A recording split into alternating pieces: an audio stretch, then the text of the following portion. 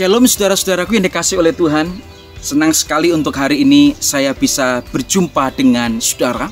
Dimanapun saudara berada saat ini, salam damai sejahtera, sukacita dari Tuhan Yesus. Mari saudara, sebelum kita membaca dan merenungkan firman Tuhan, terlebih dahulu kita akan berdoa. Mari kita berdoa. Bapa di surga, terima kasih untuk pimpinan, penyertaan Tuhan, kasih Tuhan, dan anugerah Tuhan yang masih kami bisa rasakan hari ini. Kami bersyukur Tuhan memberikan tubuh yang sehat kepada kami, dan kami juga bersyukur untuk kesempatan pagi ini kami boleh membaca dan merenungkan firman. Tuhan, tolonglah kami, berikan hikmat kepada kami untuk kami mengerti akan firman-Mu, dan berikan kekuatan bagi kami untuk kami menjalankan firman. Di dalam nama Yesus kami bersyukur, kami berdoa. Amin. Saudara, kita membaca Alkitab kita di dalam 2 Timotius pasal 3 ayat yang ke-10 sampai dengan ayat yang ke-17. 2 Timotius pasal 3 ayat 10 sampai dengan ayat yang ke-17. Jika saudara sudah ketemu, maka saya akan membaca untuk saudara-saudara semua.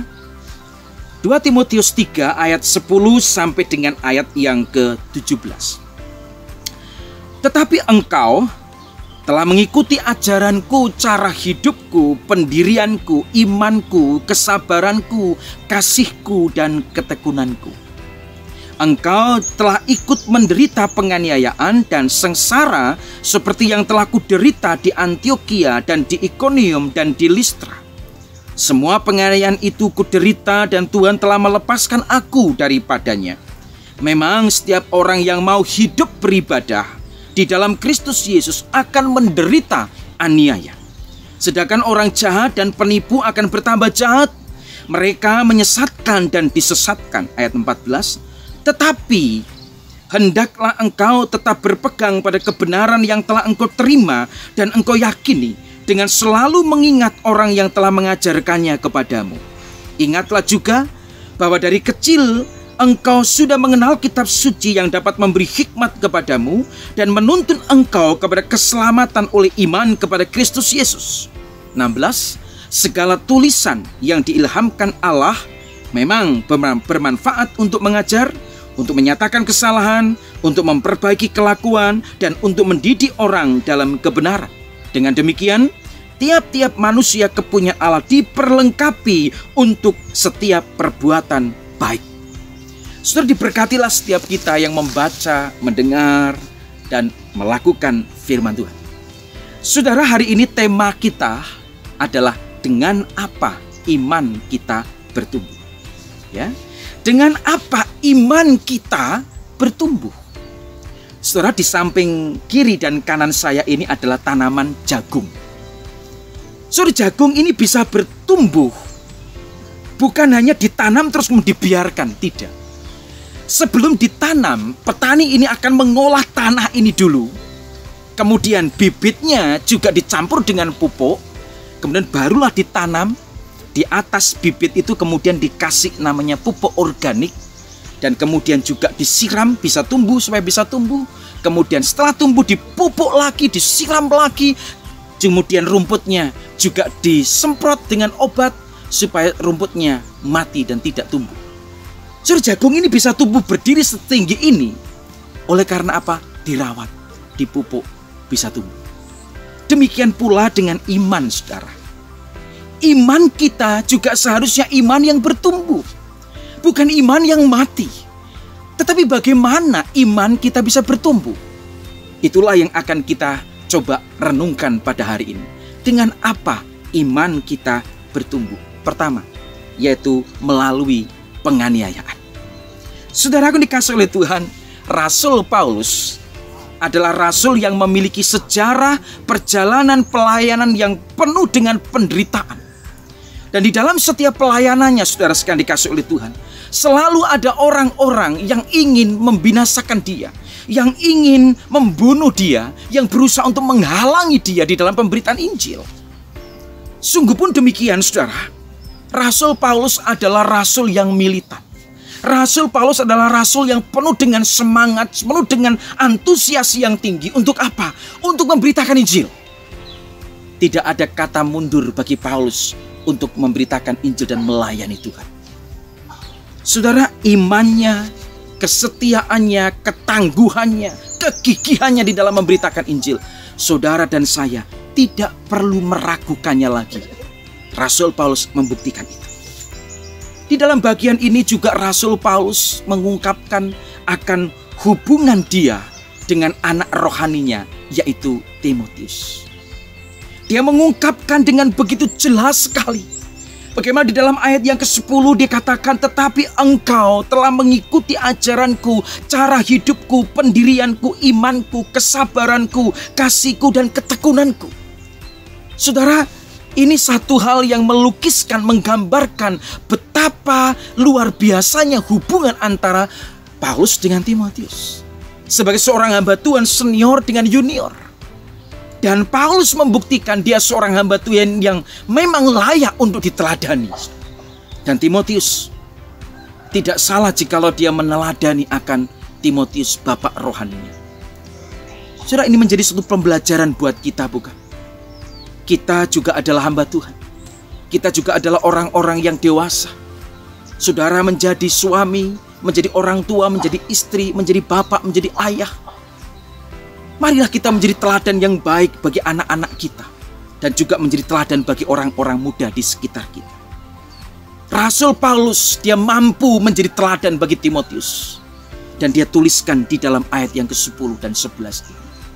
Saudaraku, Rasul Paulus juga menuliskan dengan begitu gamblangnya sekali bahwa di dalam perjalanan pelayanannya ada penderitaan, ada penganiayaan, ada kesengsaraan. Tetapi semua itu tidak membuatnya mundur dan menyerah. Tetapi justru sebaliknya, semua itu membuat Paulus makin giat, makin setia, makin maju, dan tetap melayani Tuhan. Satu hal yang menarik di dalam ayat yang ke-11 bagian yang kedua, di mana Rasul Paulus mengatakan bahwa semua penganiayaan itu kuderita, kualami, dan Tuhan telah melepaskan aku daripadanya. Oh saudara, Tuhan tidak pernah membiarkan Rasul Paulus terus di dalam penganiayaan. Tuhan sanggup melepaskan Paulus, dan itu sudah dibuktikan dengan nyata sekali. Paulus beberapa kali dilepaskan oleh Allah dari segala penganiayaan, pembunuhan, dan ancaman. Karena itu Paulus mengatakan, Tuhan telah melepaskan aku daripadanya. Dan Rasul Paulus mengungkapkan kepada jemaat bahwa setiap orang yang mau beribadah kepada Allah, yang mau setia kepada Allah, akan mengalami penganiayaan dan penderitaan. Dan itu saudara justru seharusnya membuat iman orang Kristen makin bertumbuh, makin bertumbuh. Saudaraku dikasih oleh Tuhan, mungkin ini agak sedikit aneh, agak sedikit janggal. Kenapa harus ada penderitaan? Kenapa harus ada penganiayaan baru ada pertumbuhan iman? Jawabannya ada di dalam Yakobus pasal 1 ayat yang kedua sampai dengan ayat yang keempat. Mari kita coba lihat Yakobus pasal 1, saudara. Yakobus pasal 1 ayat yang kedua sampai dengan ayat yang keempat. Tuhan berkata di sini dalam Alkitab, saudara-saudaraku, anggaplah sebagai suatu kebahagiaan apabila kamu jatuh ke dalam berbagai-bagai pencobaan. Sebab kamu tahu bahwa ujian terhadap imanmu itu menghasilkan ketekunan. Dan biarkanlah ketekunan itu memperoleh buah yang matang, supaya kamu menjadi sempurna dan utuh dan tak berkekurangan suatu apapun. Saudaraku dikasih oleh Tuhan, ini jelas sekali bahwa setiap orang Kristen ketika dia mengalami penganiayaan dan penderitaan, saudara, seharusnya itu menjadi kesempatan untuk apa? Bertumbuh di dalam iman. Saudaraku, ada seorang bernama Beethoven. Dia seorang komponis yang terkenal, seorang pengarang lagu yang terkenal. Saudara, ada banyak karya-karya musik yang sangat populer yang banyak dinyanyikan di gereja-gereja. Tetapi di puncak karirnya, saudara, tiba-tiba ada masalah dengan pendengarannya dan dia mengalami tuli. Saudara, bagi seorang pencipta lagu, bagi seorang musikus, saudara, menjadi tuli adalah sebuah masalah yang sangat besar dan serius sekali. Beethoven hampir putus asa. Beethoven hampir menyerah. Tetapi oleh karena anugerah Tuhan, dia mulai bangkit kembali dan menghasilkan karya-karya musik dan puji-pujian yang luar biasa. Saudara, bagi Beethoven, penderitaan, kesulitan tidak menjadikannya larut di dalamnya, tetapi dia terus berjuang untuk menjadi berkat bagi orang lain. Untuk terus dia bertumbuh di dalam iman. Saudaraku dikasih oleh Tuhan, ada sebuah renungan yang pernah saya baca. Ketika orang Kristen mengalami penderitaan, ingatlah 3B katanya. Yaitu bertekun, bertahan, berharap. Saudara, 3 hal ini kalau kita bisa lakukan ketika kita mengalami penderitaan penganiayaan, maka saudara dan saya akan mengalami kemenangan. Yaitu bertekun, bertahan, berharap. Saudara-saudaraku yang dikasih oleh Tuhan, ini bagian yang pertama, dengan apakah iman kita akan bertumbuh? Yaitu dengan melalui penganiayaan. Yang kedua, saudara sekalian dikasih oleh Tuhan, dengan apakah iman kita bisa bertumbuh? Yang kedua adalah melalui pembacaan kitab suci. Saudara, pertumbuhan iman dan pembacaan kitab suci adalah 2 hal yang tidak bisa dipisahkan satu dengan yang lain. Kalau kita orang Kristen ingin iman kita bertumbuh, mau tidak mau, saudara dan saya harus membaca kitab suci dengan tekun. Jangan berharap iman kita bertumbuh, tapi kita tidak mau membaca kitab suci. Jangan berharap iman kita akan menjadi dewasa, menjadi kuat, tetapi kita tidak pernah membaca kitab suci. Saudara dikasih oleh Tuhan, Alkitab menuliskan bahwa kitab suci yang kita miliki, firman Tuhan yang kita miliki, kitab suci itu menuntun kita kepada kebenaran. Kitab suci itu akan memberi hikmat. Kitab suci itu menuntun kita kepada keselamatan di dalam Kristus Yesus. Kitab suci itu akan mengajar kita. Kitab suci itu akan menyatakan kesalahan kita. Kitab suci juga akan memperbaiki kelakuan kita. Dan kitab suci juga akan mendidik kita di dalam kebenaran. Saudara, begitu banyak sekali keuntungan ketika kita membaca kitab suci. Tetapi pada kenyataannya, begitu banyak sekali orang-orang Kristen yang tidak lagi mau membaca kitab suci. Banyak orang Kristen yang tidak lagi mau menekuni akan pembacaan firman Tuhan. Mereka bosan dengan kitab suci. Mereka lebih suka nonton sinetron. Mereka lebih suka dengan gadget dan lain sebagainya. Mereka lebih mencintai akan Facebook, mencintai akan WA dan lain sebagainya. Lupa akan firman Tuhan. Saudara, bagaimana mungkin iman kita bisa bertumbuh kalau kita tidak membaca akan kitab suci? Saudara, mungkin kita adalah termasuk di dalam bagian orang yang saya sebut tadi. Yaitu orang yang mungkin mulai bosan membaca kitab suci. Jarang membaca kitab suci dengan berbagai alasan. Karena itu tidak heran banyak orang Kristen yang imannya tidak bertumbuh. Yang imannya rapuh, hidupnya tidak mengalami perubahan, mudah sekali kecewa dan meninggalkan Tuhan. Tidak heran, saudara. Kenapa? Karena persoalannya adalah mereka tidak pernah membaca kitab suci. Saudara, kan dikasih oleh Tuhan, Rasul Paulus berkata di dalam ayat yang ke-17. Dengan Alkitab itu, orang yang melayani Allah dapat diperlengkapi dengan sempurna untuk segala macam pekerjaan baik. Dalam terjemahan bahasa Indonesia dikatakan begini. Dengan demikian, tiap-tiap orang atau tiap-tiap manusia kepunyaan Allah diperlengkapi untuk setiap perbuatan baik. Saudara, bagaimana mungkin kita bisa melakukan perbuatan baik yang berkenan kepada Allah kalau kita tidak pernah dilengkapi dan kita tidak mau diperlengkapi dengan pembacaan firman Tuhan? Saudara, mari kita kembali mencintai kitab suci. Kita kembali membaca kitab suci. Kita makin mencintai kitab suci. Karena dengan pembacaan kitab suci, dengan mendengar firman Tuhan, iman saudara dan saya adalah iman yang bertumbuh. Saudara, saya senang sekali ketika punya kesempatan untuk berbagi pengalaman saya bersama dengan istri, berbagi pengalaman dengan rekan-rekan seiman. Bagaimana kita harus membaca kitab suci, dan kita membaca satu hari satu pasal.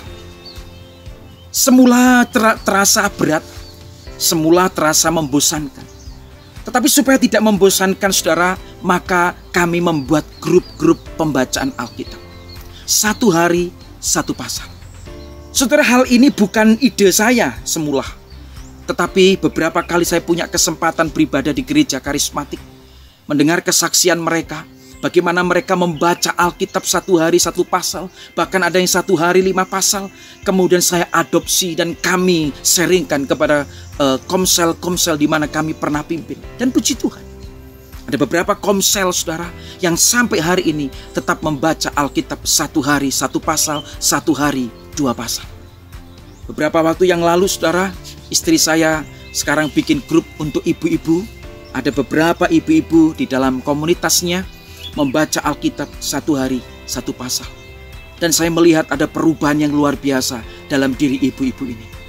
Karena membaca kitab suci, membaca firman Tuhan, bersama-sama membaca firman Tuhan. Satu hari satu pasal. Saudara, tidak ada pernah percuma ketika saudara membaca Alkitab. Saudara pasti akan diberkati ketika saudara membaca kitab suci. Terasa berat kalau sendiri, terasa membosankan kalau sendiri.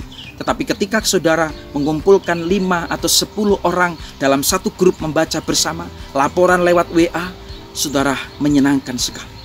Dengan apakah iman kita bisa bertumbuh? Melalui penganiayaan. Ketika saudara mampu bertahan, berharap, bertumbuh di dalam penganiayaan, maka iman saudara akan bertumbuh. Dengan apakah iman kita bisa bertumbuh? Dengan pembacaan firman Tuhan. Mari kita membaca terus kitab suci, membaca dan membaca. Saya percaya iman saudara, iman saya, iman kita akan bertumbuh dan akan makin kuat. Kiranya Tuhan Yesus memberkati kita. Mari kita berdoa. Bapa di surga, terima kasih untuk pagi ini. Tuhan memberikan kesempatan bagi kami untuk bersama-sama mendengar firman-Mu. Tuhan, saat ini kami bersyukur untuk firman-Mu yang mengingatkan kepada kami kembali bahwa sesungguhnya ketika kami mengalami kesulitan, penderitaan, penganiayaan di dalam kami mengikut Engkau, sesungguhnya itu adalah sebuah kesempatan bagi kami untuk bertumbuh di dalam iman. Mampukan kami untuk terus bertahan, untuk terus bertumbuh, untuk terus berharap ketika di dalam kesulitan dan penderitaan kami. Kami juga bersyukur Tuhan, hari ini Engkau mengingatkan kepada kami supaya kami Tuhan terus mencintai kitab suci, membaca firman-Mu setiap hari, karena melalui firman-Mu itu pula iman kami bertumbuh. Tuhan, pagi ini kami berdoa untuk saudara-saudara kami yang mendengarkan firman-Mu dimanapun mereka berada. Berkati rumah tangga mereka, berkati usaha pekerjaan mereka, berkati setiap apa yang mereka kerjakan dengan tangan mereka. Tuhan, sertai mereka. Terima kasih Tuhan Yesus, di tengah masih merebaknya pandemi COVID-19 ini Tuhan, kami berdoa Tuhan, kiranya Engkau menjaga kami, Engkau menjaga keluar masuk kami dari rumah kami, Engkau menjaga setiap keluarga kami, Engkau terus menolong dan menyertai kami. Terpujilah nama-Mu Tuhan.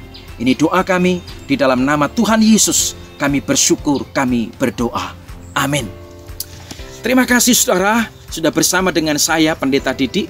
Selamat beraktivitas, Tuhan Yesus memberkati.